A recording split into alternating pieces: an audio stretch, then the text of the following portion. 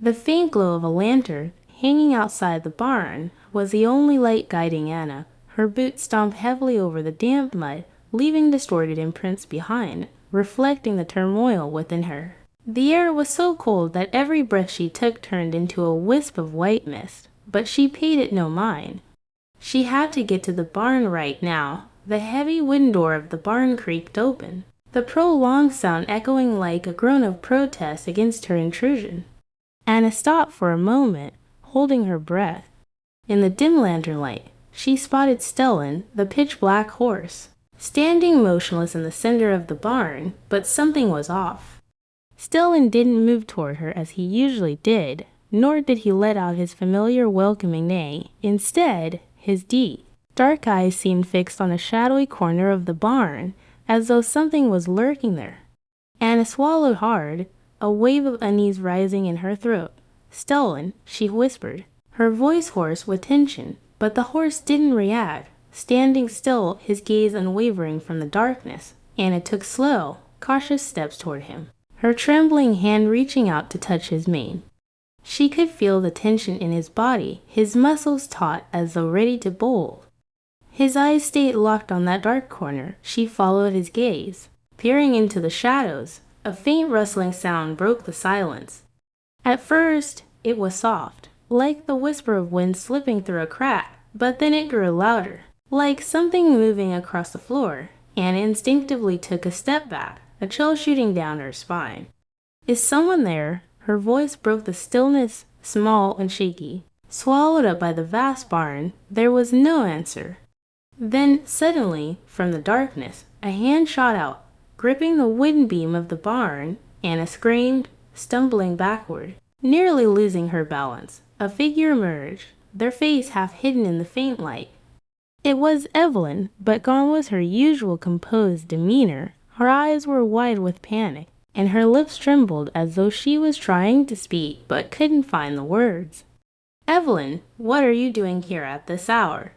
Anna demanded, her voice still quivering with fear. Evelyn stepped out of the shadows, her right hand clutching something as if she were hiding it. Double quotes. Anna hesitated, torn between her desire to confront whatever was lurking and her fear of what she might find. But before she could make a decision, the barn door, which had been ajar, suddenly slammed shut with a forceful bang. Both women jumped, their eyes darting toward the door. The lantern swayed violently on its hook, casting chaotic patterns of light and shadow that seemed to dance with the growing tension. "Who's there?" Anna shouted, her voice breaking through the stifling silence. For a moment, there was no reply. Then, from outside the barn, came the sound of footsteps, slow, deliberate. They crunched against the gravel, drawing closer with each step.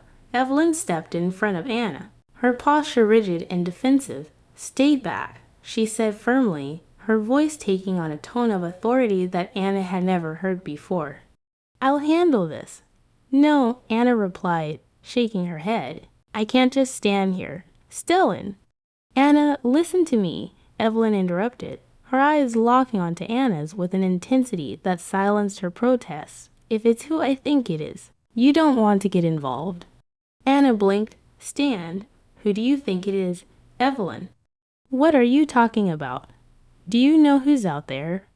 But Evelyn didn't answer. Instead, she turned back toward the door, her body tense as the footsteps stopped just outside.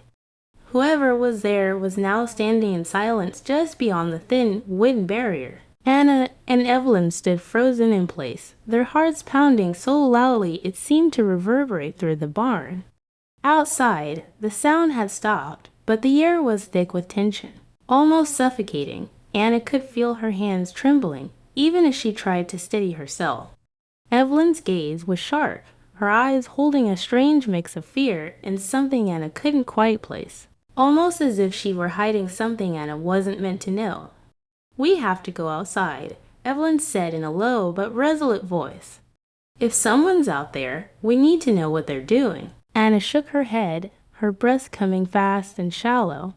Just then, a loud noise erupted from the barn. Both Anna and the man froze, turning toward the sound. It was Stellan. The horse let out a powerful, piercing whinny, breaking the oppressive silence of the night. The intensity of it startled the man, and his grip on Anna loosened for a split second. Seizing the opportunity, Anna wrenched herself free and sprinted toward the barn.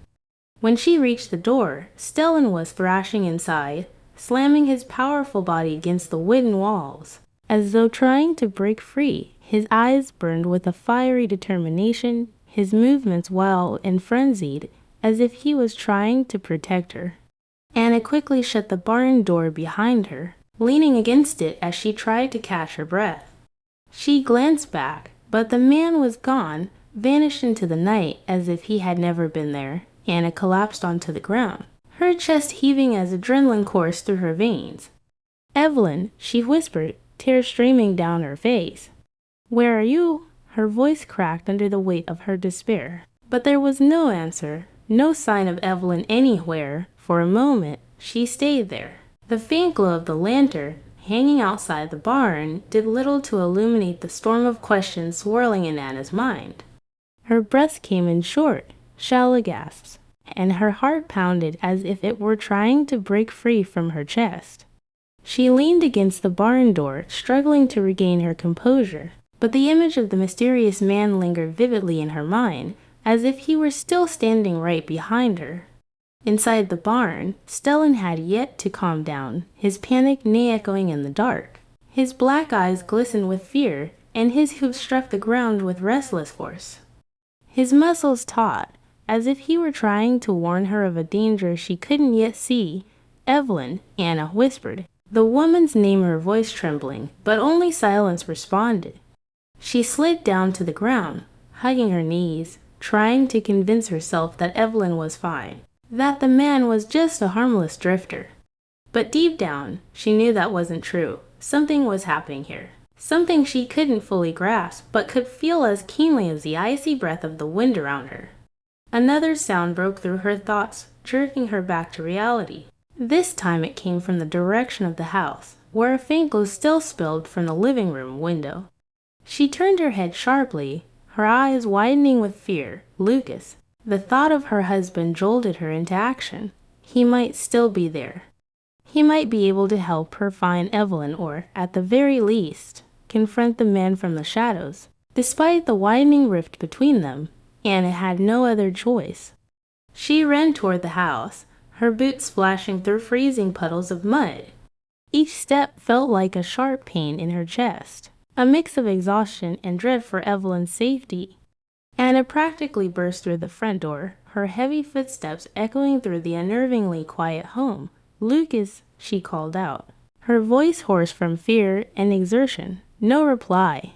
The house was eerily silent, so still that she could hear the ticking of the clock in the living room. She hurried into the living room, where a desk lamp cast a warm glow across the room.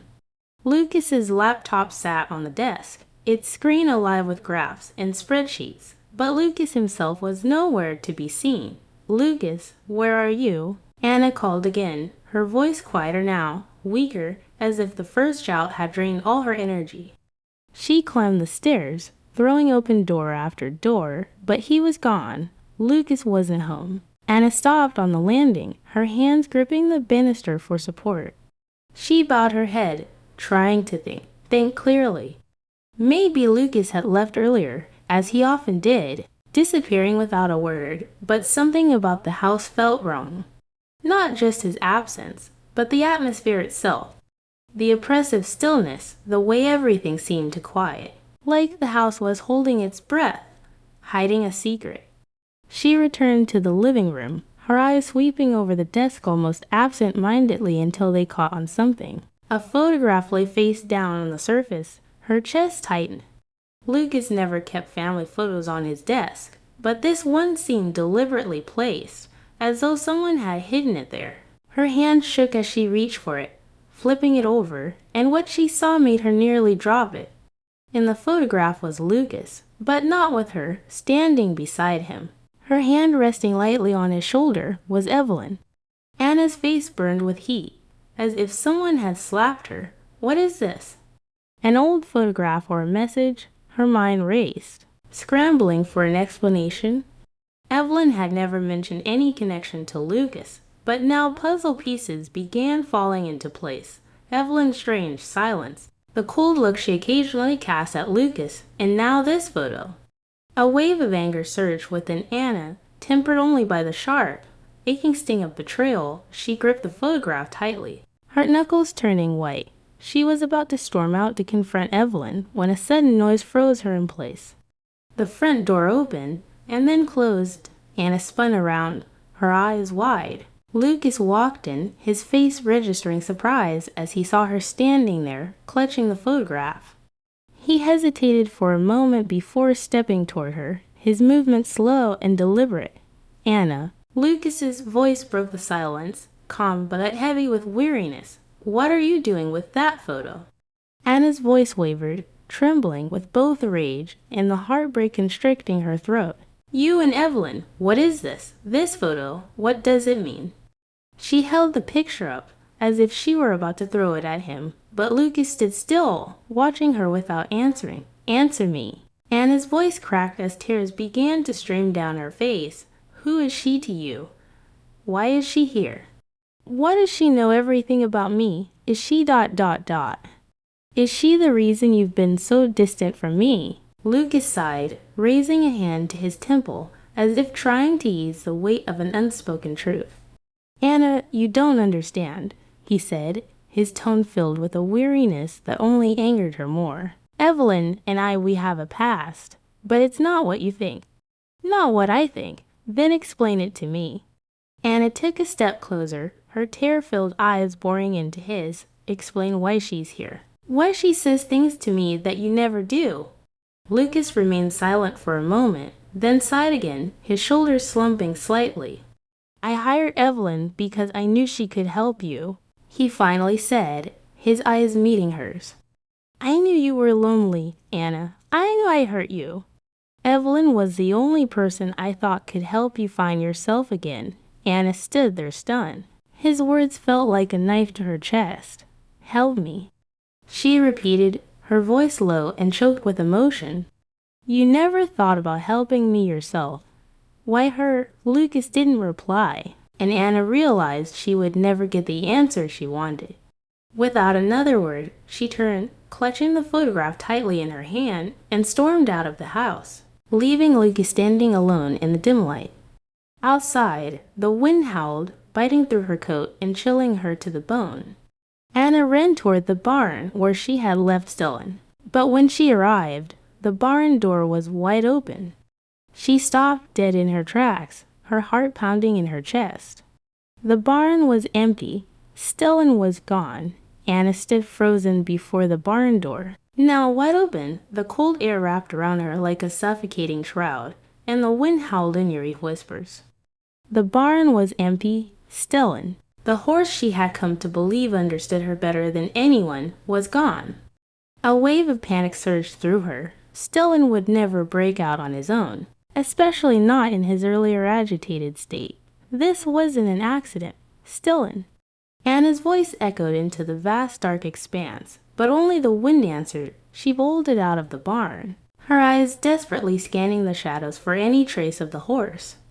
Hoofprints in the damp earth led away from the barn toward the dense forest that bordered the ranch. She hesitated for a moment, her legs trembling from both the freezing cold and the fear gripping her heart. But she knew that if she didn't act now, she might lose Stellan forever. Her boots sank into the soft ground as she followed the tracks, each step more labored than the last.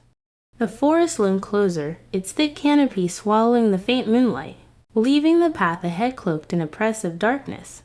Leaves rustled above her, and the wind hissed through the trees like whispers from an unseen world. But Anna pressed on, her focus unwavering. She had to find Stellan. A faint sound broke through the eerie silence, a soft, weak whinny from somewhere ahead. Anna's heart leapt. It was Stellan. "Stellan," she called out, her voice a mix of desperation and relief. She quickened her pace, ignoring the ache in her legs. The whinny came again, guiding her to a small clearing in the forest. The moonlight filtered through the trees, casting a faint ethereal glow on the scene before her. There he was, Stellan, but he wasn't alone. Anna stopped in her tracks. Beside the horse stood a tall figure, their back turned to her. The dim light wasn't enough to reveal much, but the man's still commanding presence sent a chill down her spine. "Who's there?" Anna shouted, her voice trembling with both fear and anger. The man turned slowly. It wasn't Lucas, nor was it the mysterious man she had encountered earlier. His face, pale and almost spectral under the moonlight, sent shivers through her. His eyes, unnaturally bright and cold, locked onto hers with a calm that felt anything but reassuring. A faint, enigmatic smile played on his lips, but he said nothing. Stellan stood motionless beside him, eerily calm, as though the horse was already familiar with the man's presence. "Who are you? What are you doing with Stellan?" Anna demanded, forcing herself to take a step forward, even as her body screamed at her to run. The man didn't answer. Instead, he gently stroked Stellan's mane, his movements deliberate and almost tender. "You've come farther than I expected, Anna," he said finally, his voice deep and strange, as though he knew everything about her. Anna froze, her breath hitching. How did he know her name? She'd never seen him before in her life. She took another hesitant step forward, but the look in his eyes stopped her. His gaze wasn't just cold. It was penetrating, as though he could see straight into her soul and uncover every secret she ever tried to bury. "Stellan belongs to me," the man said, his voice steady and unthreatened, as though her presence didn't matter. "He always has. You're just passing through a temporary traveler in his life." "No." Anna's voice cracked, her eyes filling with tears of frustration and despair. "Stellan doesn't belong to you. You have no right. He's all I have left."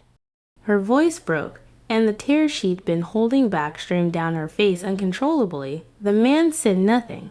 He simply stood there, his expression a mix of pity and detachment.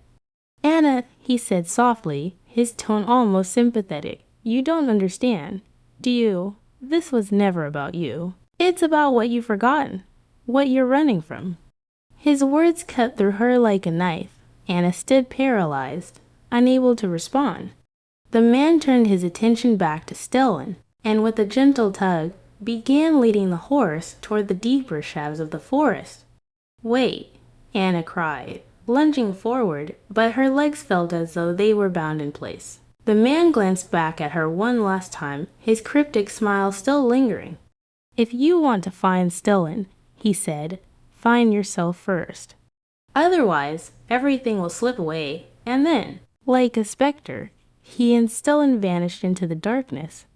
Anna collapsed to her knees, her chest heaving as her heart pounded against her ribcage. Her mind spun with questions. How did he know her name? Who was he? Where had he taken Stellan? She sat there in the cold, the wind whipping around her like whispers of warning, reminding her that everything was slipping out of her control. When Anna finally dragged herself back to the ranch, her legs barely able to carry her, everything was different. The barn was still empty, the house shrouded in darkness, and Lucas was nowhere to be found. But as she stepped into the living room, her eyes fell on the desk. The photograph of Lucas and Evelyn was gone, replaced by another. This time, the photograph was of her and Stellan, but something was wrong. Her face in the picture was vacant, her eyes hollow and lifeless, while Stellan's gaze was sharp and penetrating, staring straight at her, as if trying to convey a message. Anna's hand shook as she picked up the photo, nearly dropping it from the tremor in her fingers. She turned it over and scrolled on the back in jagged handwriting with the words, "Find the truth within yourself before it's too late." Anna stumbled backward, her breath catching in her throat. It felt as though the walls of the house were closing in around her.